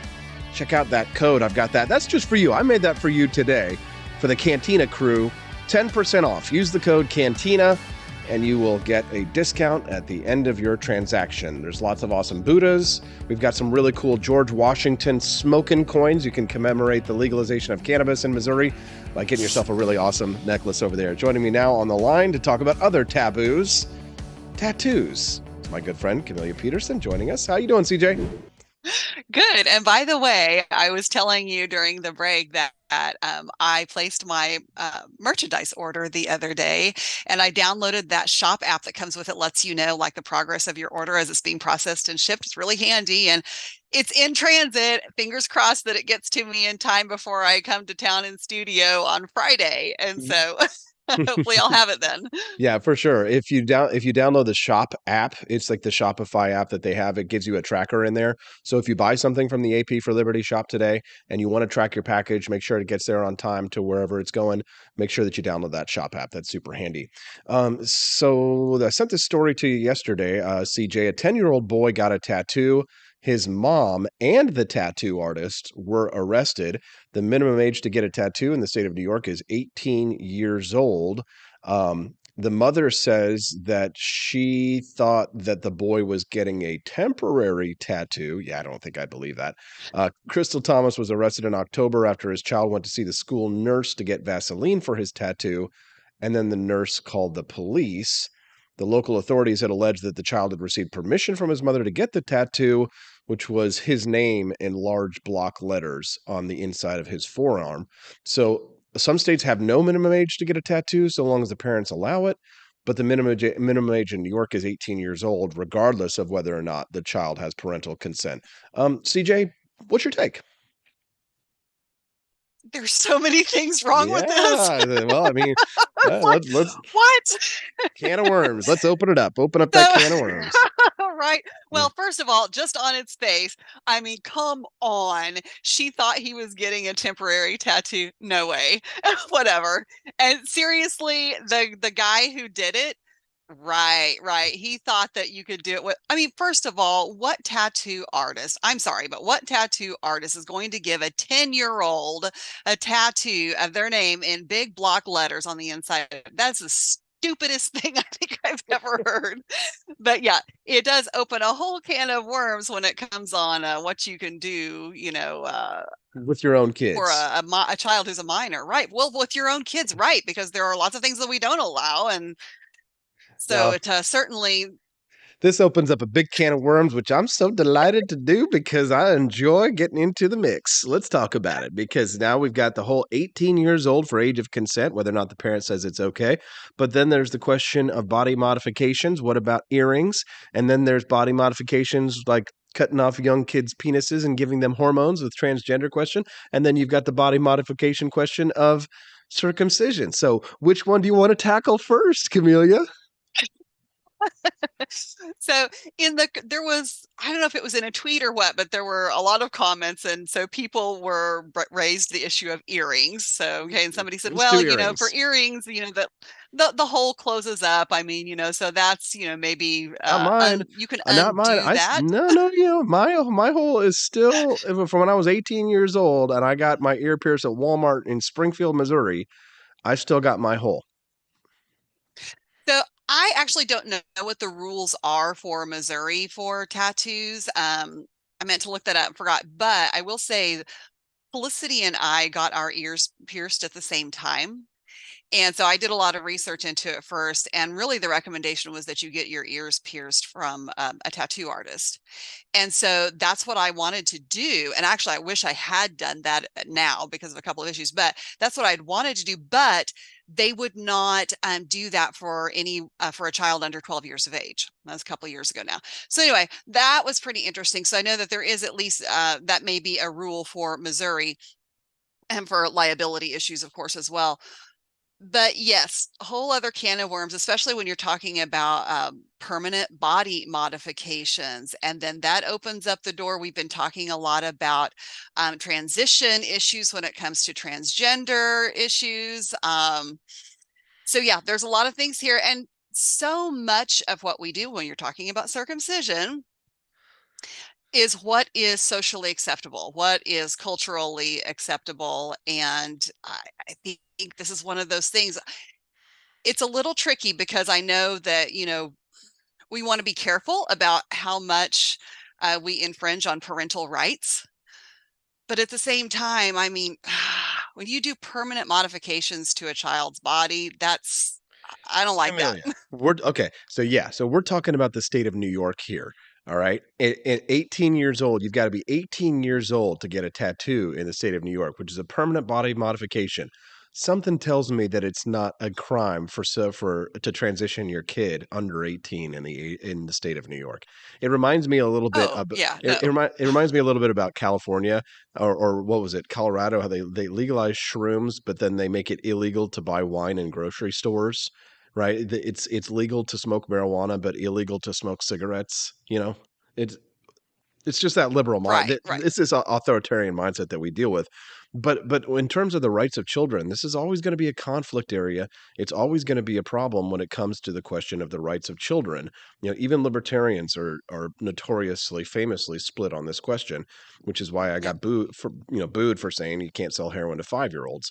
So, I mean, we're smart enough to delineate the difference between getting your ear pierced and, transitioning a child with hormones and putting them through a transition surgery, right? I don't think that the two are comparable, but Right. on a bigger question, in terms of bodily autonomy, I mean, how much should the government get involved in protecting the rights of children from their parents? I mean, do you think that 10 years old is a little too young to get a tattoo? Was it right that the mother and the tattoo artist were arrested, in your opinion? I think so. I mean, even in the article itself, it talks, about the kid thought that it was cool because he had a teacher who had a similar tattoo in the same place. And then he's like, I kind of regret it already. I mean, think about that. What about 10-year-old kids. mom? What about a mom that gives her 17-year-old daughter a boob job? I've seen it. Well, I've seen it. I don't like that. And the thing is that I know that the age is a little bit arbitrary, and that also kind of depends on cultural norms. Children can often be emancipated at 16 years of age. So Are they capable of making adult decisions at 16 years of age versus 17 or 18? So I think those are things that we should wrestle with, but are a little bit subjective. Okay, but so do you think 17-year-olds should be allowed to get plastic surgery and get fake boobs if they want? No. And the reason I say that Statist! as How a hard dare you! no, Damn it.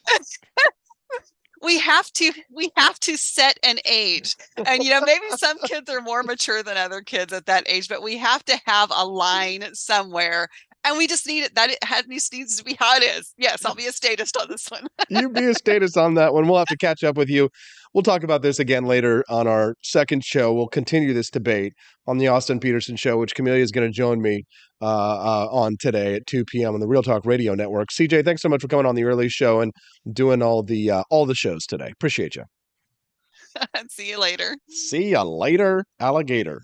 After a while, crocodile. What do you think? Send us a text, 573-319-1586. That's right. Camellia will be on the Austin Peterson Show today at 2 p.m. We're going to talk about that topic we just discussed, Donald Trump's announcement, all kinds of fun stuff. You don't want to miss a minute of the Wake Up America show. You never know what you're going to get at wakeupAmericaShow.com. My name is Kelvin. Welcome to Frenchy Bush. This is my Didi's website. Now I've decided to speak to you with my real voice for the first time ever to tell you about how cool Frenchy Bush is. But I've decided that this is the perfect opportunity to share with you. Frenchy Bush is a good website. You should follow us on socials. If you like Frenchies or any kind of bulldogs, me and my new brother George are going to try to make your life more fun. Hello, I'm George. My neck isn't really thick yet, but it will be. We are so glad you're here. Please ignore my floating eyeball. It helps me spot predators who might be approaching from the sides. Didi made Frenchy bullshit to review things that he uses on me and my brother to tell you if it's good or bullshit. Take this collar, for example. Didi really likes it. Didi said it's really handy because us Frenchies got thick necks. Need something really tough. People think Frenchies are little, but if you look at us from below, you can see we are really pretty buff. Beefcake. Yes. Look at my creamy thighs and chest. Yes. You like that? Big brother, please focus. Frenchy Bush.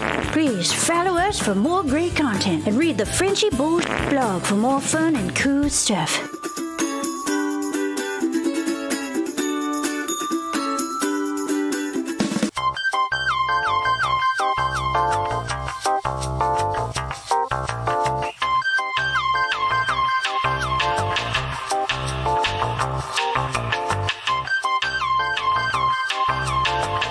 I'm a public defender. I am a public defender. I'm proud to be a public defender. 80% of Americans accused of a crime will get appointed a public defender. Everybody from a speeding ticket to capital murder. For every dollar we spend on public defenders, we spend $3 on prosecutors. Public defenders have to do pretty much everything on their own. Social workers, counselors. Investigating is another piece of it. The average public defender holds 300 cases annually. You never feel like there's enough time. Public defenders have health issues all the time. A lot of people give up and say, I can't do this work anymore. Gideon's Promise trains, mentors, and supports public defenders. There are a lot of people who say that they would not still be public defenders, but for Gideon's Promise. It's fueled me to continue on in this fight. Gideon's Promise has changed the face of public defense. People see us as troublemakers. Good trouble only. We don't make it easy. It should not be easy to take away someone's liberty.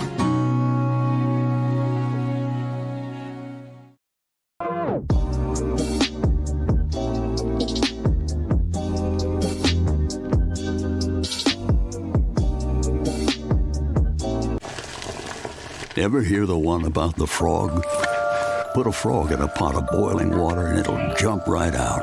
Here's my resume again. But put a frog in a pot of cool water and slowly heat it up, and that frog will boil.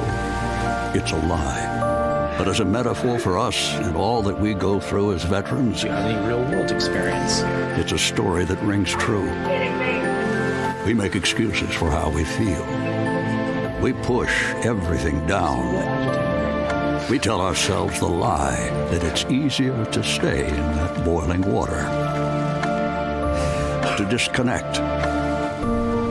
And some days, maybe it is. But you've never been interested in easy. Make no mistake, reaching out is hard. Do it anyway. I need help. You're not alone. You've got this. You are not a frog. Find resources at va.gov/reach.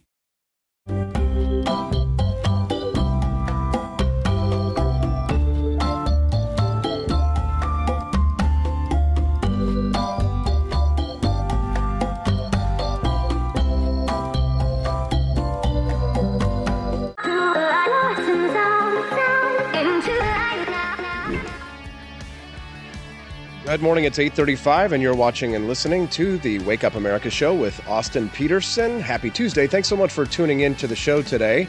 A potted plant could beat a Trump Republican, writes my next guest, J.D. Tuccille. He says that a cult following fails to attract voters dismayed by Democratic policies. He's joining us on the line right now, writer for Reason Magazine. Good morning, J.D. Thank you very much for joining us on the program today. Oh, my pleasure. Thanks for having me on. All right, so make your case here. A potted plant could beat a Trump Republican. We certainly didn't see that in Ohio with J.D. Vance, but around the country, I think your thesis holds strong. Oh, absolutely. I mean, J.D. Vance was kind of like the one Trump populist Republican who pulled it out. And he still didn't get the percentage votes that other Republicans in his state pulled. So he kind of underperformed, even though he won that seat. But around the country, I mean, look at the polling for Joe Biden, the president, for the Democratic Congress, and for the policies on the economy, on inflation, on overall, performance, crime, immigration. They're in the dumper. I mean, they're really just miserable ratings. And the assumption going into this was that Republicans are going to do pretty well. Even the New York Times, which definitely leans Democrat, was predicting that Republicans are going to pick up a lot of seats. We're going to have a good midterm election. As I'm sitting here, the Republicans have yet to claim the House. They're probably going to do it, and they've lost a seat, it looks like, in the Senate. I mean, this is really pretty impressive. I mean, everyone is pointing out that Republicans underperformed. Now, it's not everywhere. You can look at Florida, Ron DeSantis. He won by, 20 points? But he was very much not a Trump Republican. In fact, he was attacked by Trump. He's considered a viable leader of the Republican Party as an alternative to Trump. I've got my issues with DeSantis, but this is a guy who has his own brand. Republicans in Florida did a great job. Republicans in New York, with the exception of the very Trumpist gubernatorial candidate, picked up a bunch of seats for the House of Representatives. I mean, there was a Republican wave. It's like California, picked up congressional seats. But around the country, you're looking at severe underperformance, even though nobody's pretending that the electorate likes the Democrats. When it came down to it, they looked at these kind of arrogant Democrats and these nutty Republicans, and voters split the difference. If you're just tuning into the Wake Up America show, I'm speaking to J.D. Tuccille. He's a writer for Reason Magazine. We're talking about the MAGA Republicans that he argues a potted plant could beat. So the failure of independent voters to come along to the Republican side probably had a lot to do with the whole stolen election question. JD, though, the other question, the big question there, the overturning of Roe versus Wade, do you think that hurt Republicans as well? Because, I mean, it's not an issue that they're going to budge on anyway. No, I mean, I do think it probably hurt Republicans. When you poll around the country, you'll find that a majority of the American people think that abortion ought to remain legal. So I think you can find a pro-life position in there that's moderate and that says, you know what, I prefer pro-life position. I think there ought to be a limit on it. The problem is a lot of Republicans, and I'm looking at you, Blake Masters, took these kind of hardline anti-abortion positions early on, ban abortion in all or nearly all circumstances, that turned off even a lot of people who consider themselves moderately pro-life. It was kind of a really hard line to, position to take. That said, in the polling, except for core Democrats, abortion wasn't a big issue on most people's minds. Those tended to be energy, inflation, the economy overall, crime. But Republicans also focused a lot on election denialism, still talking about the past, the 2020 election, and about Donald Trump. They did not put forward a coherent agenda that said, you know what, the Democrats are messing up. this is our alternative. We're going to do this instead. Those few Republicans who did do it seemed to perform better. Rick Scott put forward kind of a vague program. And if you're not actually offering an alternative, if all you're talking about is your grievances from the past, you're not really presenting an alternative to something that people don't like already. They know how bad the Democrats are, but you're not telling them why you'd be better. And in this case, they still gave Republicans enough seats. It looks like, looking at Politico right now, 217 seats, one seat away from a majority. But we're a week out. The Republicans should have taken that majority in the House of Representatives pretty easily, and they didn't make the case for that. If you're just tuning in, I'm speaking to J.D. Tuccille from Reason Magazine about Donald Trump. Now, we're expecting an announcement tonight from Mar-a-Lago, 9 p.m. Eastern time. The president is slated to give a speech, an address to the nation, where he's widely expected to announce his run for president of the United States. How do you think it'll go for him, J.D.? Well, for him, I think he's going to enjoy himself tremendously. I mean, for Donald Trump, everything is about Donald Trump. The question is, what's it going to do for Republicans? I think it's going to do them no favors. His shadow is still cast over the Republican Party. It almost certainly acted as an anchor, and I think a lot of Republicans in office have said this. One of their senators from Louisiana came out and said, we're clinging to the past. We need to move forward in the future. He's casting the shadow over the party, and I think is an anchor on their prospects. Until the Republican Party gets out from under the shadow of Donald Trump and moves forward with other ideas, other people, something that isn't backward looking and something that has something to offer the American people who aren't enamored of Donald Trump, this is just going to be a drag on them. So Donald Trump's going to do great this evening. The Republican Party, not so well. It's going to be interesting to see what happens because the thing, Donald Trump brought a lot of fresh blood into the Republican Party, but those people, a lot of them are loyal to Trump. They're not loyal to Republicans. And, you could understand why. I mean, I wouldn't advocate that, you need to put a party, before anything necessarily. Ideally your principles should come first.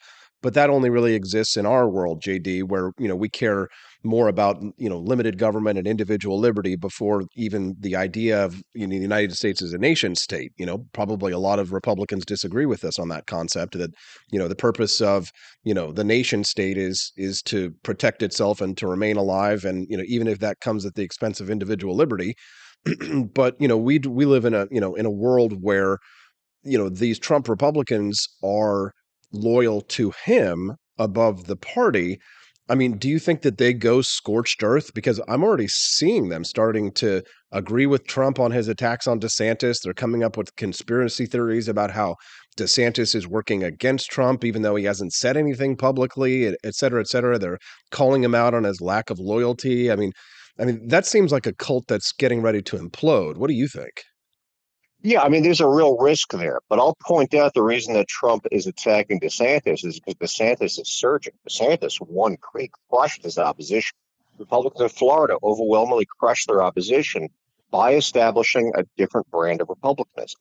DeSantis is pulling in votes, has pulled in votes, and won a great deal of support, presumably from many of the people who supported Donald Trump, but also just from Floridians in general by keeping up his own version of that red meat Republican politics. I mean, I've got my problems with DeSantis. I'm not endorsing him overall, but he did limited lockdown. He did a great job during COVID. Limited lockdowns, limited incursions into individual liberty, but he wages that culture war, and he does so in a more coherent, more professional way than Donald Trump does.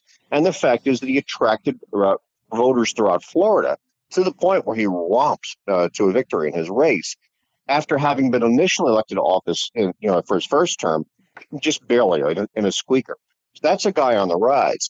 If he can replicate that on the national stage, he may be able to attract those Trump voters by offering them another version of what attracted them to Donald Trump. I mean, Trump goes away eventually anyway. The guy's pushing 80. He's not going to live forever. Something comes after him. Question is it a Ron DeSantis? And also, when does it come? Does it come after Trump passes away naturally, or does it come after the expiration date on his political career comes?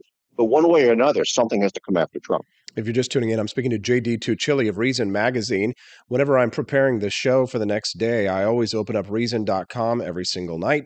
And the first thing that I do is I go to JD Tuccille's page to read what he's writing, because JD always does a terrific job of narrowing in on the issues that I think people really care about or of important consequence. And every once in a while, JD will write about niche issues that I think really deserve more attention. During the break, JD, you told me that you're actually writing a piece that's coming out tomorrow about jury nullification, which some of our listeners might not be familiar with. What's it all about? Well, jury nullification is when you're seated as a juror in a criminal case, and the prosecution rolls out prosecution under a law that either you disapprove of in total, maybe it's marijuana law, or you think is being applied wrongly in that specific case. And even if the prosecution demonstrates under the law that the defendant violated the law, you still vote not guilty because you think that the prosecution and the state overall was wrong, either in this specific case or with that law overall. And we've seen it in the past with marijuana. We've seen it with guns. We've seen it with taxes during Prohibition. It was a big deal. And it really got established itself in this country back during the runaway, during the abolition days, when a lot of abolitionists sat in juries and said, I'm not going to find someone guilty for helping a slave escape bondage. But in the modern text, you were asking about abortion before. Was it a big issue in this election? For a lot of people, it is a big issue. And for a lot of people, they're worried about reproductive rights. Now, obviously, there's disagreement on this issue across the board. This is one of those hot-button issues. Abortion is to Democrats the way Second Amendment rights are to Republicans. But there's a lot of discussion, too, about the fact that jury nullification can work for all liberties. And if you're someone who supports reproductive rights and you're seeing someone prosecuted for violating one of the new, more restrictive abortion laws, you can exercise jury nullification in this case, refuse to bring a verdict of guilty, just the way someone might in a marijuana case or a gun case or a tax case. This is a tactic that's available for an individual juror or a majority of jurors to make sure that a prosecution doesn't go through and that someone isn't thrown immediately into prison for, committing an act that you don't think should be punished. Good stuff. JD Tuccille, writer at Reason Magazine and frequent guest on the show. JD, thank you so much for being so generous of your time with us on the morning show. We certainly appreciate you very much. Thanks for having me on. I appreciate it. Thank you very much. What did you think of JD Tuccille? Send me a text, 573-319-1586. That's 573-319-1586. When we get back, that time that Thomas Jefferson refused to celebrate Thanksgiving. Why did Thomas Jefferson, did he hate Thanksgiving? We'll talk about that when we get back on the Wake Up America Show at wakeupAmericaShow.com. As a medic to be there to help my patients, and after an injury I found myself as a patient. I experienced post-traumatic seizures. Depression is a big one that comes along with it, PTSD. So I pursued my PhD in neuroscience and regenerative medicine. The coalition has helped fund my academic pursuits. They genuinely care about helping the vet in whatever way that they can. Through supporting the coalition, you're supporting some of the veterans that have the biggest needs. Visit saluteheroes.org to learn more.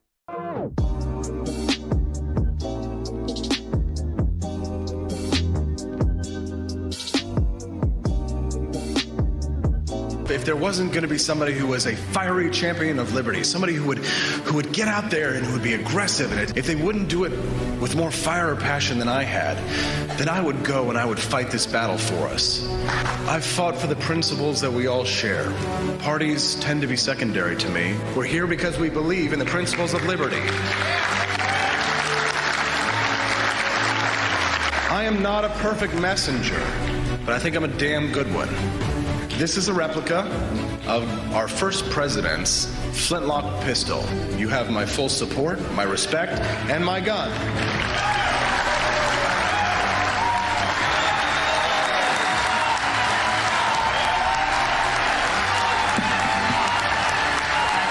Thank you.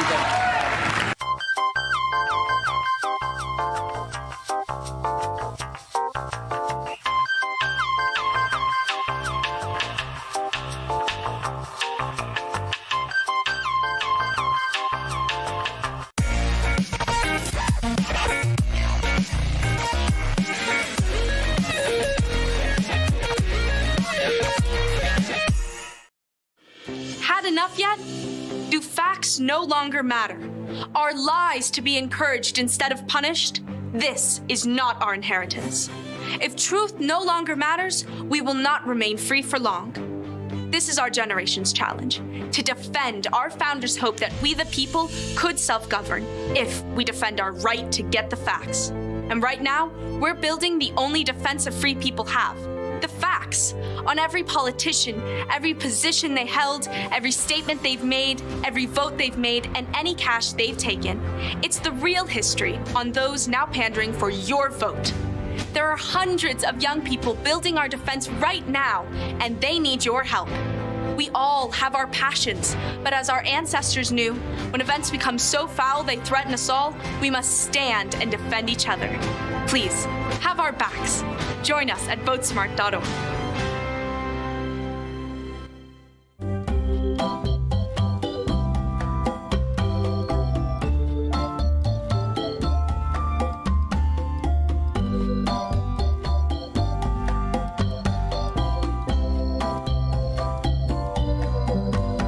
What would happen if I had to pick up the phone, call 911 for one of my family members or one of my neighbors? What would I do if no one was on the other end to respond? What if there was no 911?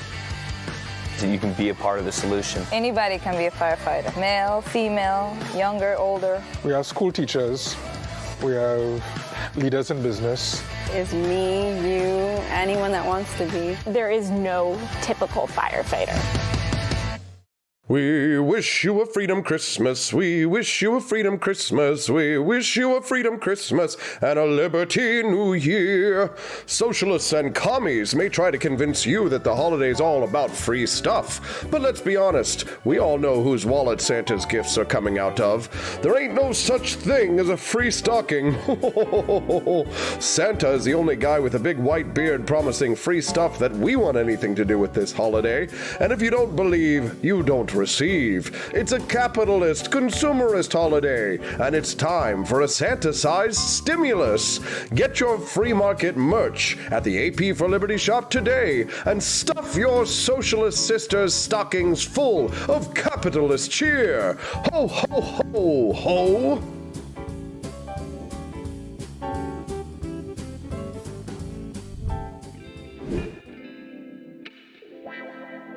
Good morning. It's 8:52. You're watching and listening to the Wake Up America show at wakeupAmericaShow.com. Maybe you're listening to us later on the podcast. If so, thank you so much for subscribing and downloading our podcast. Maybe you're on an iPhone and you're listening to us through Apple Podcasts, or maybe you're on Spotify, or maybe you're on Samsung Podcasts. No matter what, I believe that you deserve my deep gratitude. Give me a nice big cheer. Yes, thank you. Have you enjoyed the show this morning? Yes? Good. I'm glad that you've enjoyed it this morning. Give yourselves a round of applause. The Wake Up America show is supported totally and completely by viewers and listeners like you. Just an FYI, this week only, the Cantina crew is getting a 10% off discount code. Make sure you head on over there to the AP for Liberty shop after the show and pick up some gear, some freedom gear for you or a loved one or a friend. Again, you're going to get a 10% discount off this week at the AP for Liberty shop at apforlibertyshop.com. Check them out. AP for Liberty shop. All right. Well, the life and political career of Thomas Jefferson is pretty rich in controversy, from his obsession with mastodons to his mixed message about slavery. But one lesser-known Jefferson take was his reluctance to endorse Thanksgiving. You all excited about Thanksgiving? I'm excited. I'm ready for some turkey and some stuffing, baby. Thanksgiving as a national holiday didn't exist during Jefferson's time in office, which is from 1801 to 1809. Abraham Lincoln actually formalized the holiday in 1863. But prior to that, presidents made decrees about celebrating days of gratitude, Thanksgivings, as well as time for fasting or for prayer. Nowadays, we don't really fast on Thanksgiving, do we? George Washington and John Adams made proclamations like that, but Jefferson was having none of it. It wasn't that he had any inherent problem with expressing gratitude. He actually felt like making those observations official represented a failure to separate church and state. He was a proponent of keeping them apart, famously telling a Baptist group in 1802 that he held a strict belief in a wall of separation between the two. He wrote to the Baptists, "I contemplate with sovereign reverence that act of the whole American people, which declared that their legislature should, quote, make no law respecting an establishment of religion or prohibiting the free exercise thereof, thus building a wall of eternal separation between church and state." Nowadays, Baptists are not too fond of that proclamation. It wasn't a popular opinion even then at the time, because by failing to emulate Washington and Adams, Jefferson was accused of being an atheist by political adversaries, but he didn't waver. There was no Thanksgiving or anything like it during his time in office. But he did acknowledge Thanksgiving, just not as president. In 1779, he told the people of Virginia that a day of Thanksgiving was in order. The difference, Jefferson said, was that he was the governor of the state at the time, not president, and that such plans should fall under the purview of state governments. Well, despite his stance, Jefferson made a small contribution to Thanksgiving today. It's believed he helped popularize macaroni and cheese in the United States after sampling it in France. So, if you enjoy delicious macaroni and cheese, you can thank Thomas Jefferson. That's all I've got for you here on the AP for Liberty show. It's the Austin Peterson show coming later this afternoon. I saw a few of you at 2 p.m. yesterday join us. I'd like to ask you now, if you're a new listener to the show, to join us on our radio program.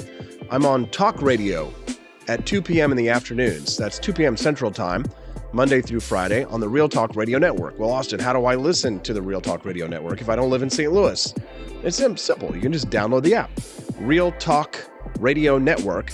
Type it in on your iPhone or your Android device and download the app, and you can chat with us in real time. It's been a great show this morning. I'm super grateful to all of our friends, Matt Unruh, Cecilia Harden, Doug H., Elizabeth Fanning Press, my beautiful wife, Stephanie Peterson, who's been joining us in and out on the stream, Tuccille Owens, Camellia Peterson. Camelia's going to be with me on the whole show today, the 2 p.m. show, so you definitely don't want to miss that. Don't forget, I made you a discount code for all of our friends who watch the live stream and listen to the podcast after. 10% off this week. The AP for Liberty shop. Sarah Palacios, good morning. Good morning, good morning. Thank you so much for joining us. I appreciate you and Jose and your support of me and Stephanie. I think you guys are getting a Christmas card this year. Pretty sure. Everybody who's a monthly contributor to the Wake Up America show is getting a Christmas card special from the Petersons this year. You don't want to miss a single minute of the Austin Peterson show or the Wake Up America show. I'm doing 2 shows a day for you, baby. We'll see you tomorrow on the Wake Up America show, and I'll see you this afternoon on the Austin Peterson show. Too many shows, too many giveaways, too many gifts, too much fun. Love you. Thanks so much for tuning in, and we'll see you this afternoon before I see you tomorrow. See y'all later.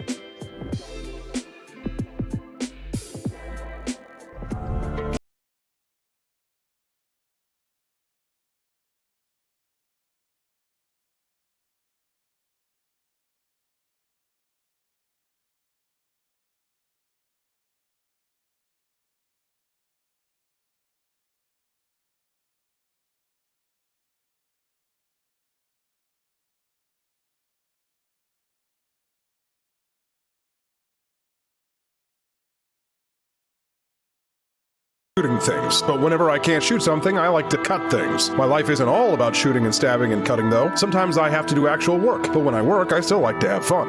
And there's nothing less fun than trying to cut with a crappy knife. Thankfully, from the ancient sect of Christian knights, who also loved cutting and stabbing, comes a new implement that has received my personal blessing, the Templar knife. Like the ancient sword of Excalibur, you don't choose a Templar knife, it chooses you. You just decide what kind you want on the website first, however, and then order it online, and then it chooses you. The Templar knife comes in a variety of shapes. As a man of culture and taste, I have decided I will never use a terrible knife again. And thanks to the inspiration provided by this excellent product, I have decided to launch a new crusade against anyone using less than superior knives. Join me, brothers and sisters, by visiting uppercuttactical.com/pages/Templar-knives. That's a lot of slashes. For that, you'll need a Templar knife. For 10% off, use code AP for Liberty and join me in a quest for glory, for liberty, for Christendom, for the Templar knife. Get yours today. Fire.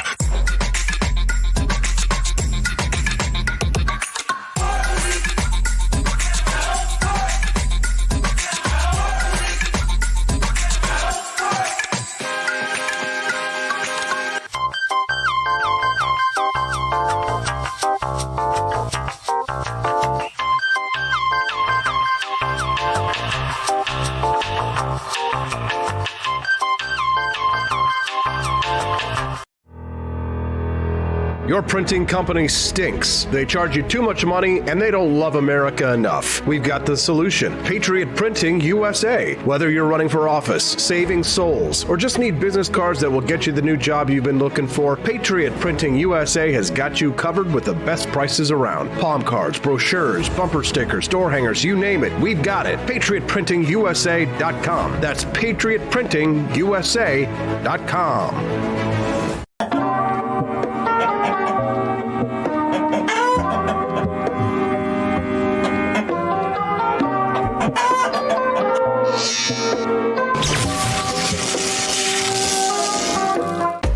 Want an engaging website to boost your business? You're just a click away from 5-star Fiverr talent. Hundreds of freelancer skills like web design. Head to Fiverr.com today and get something started.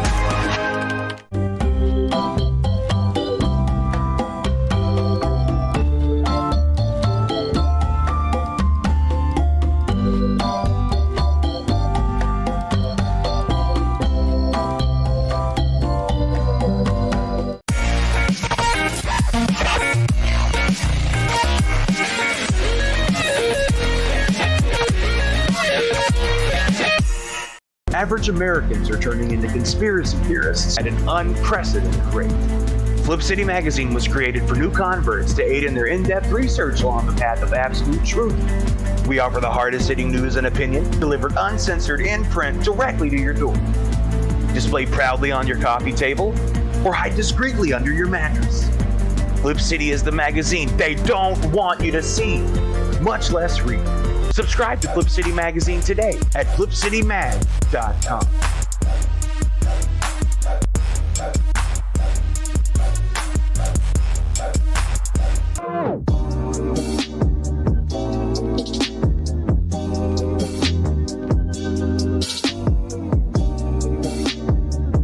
I would remind you that extremism in the defense of liberty is no vice. It is better to settle these matters in the courts than on the streets, and new laws are needed at every level. But law alone cannot make men see right.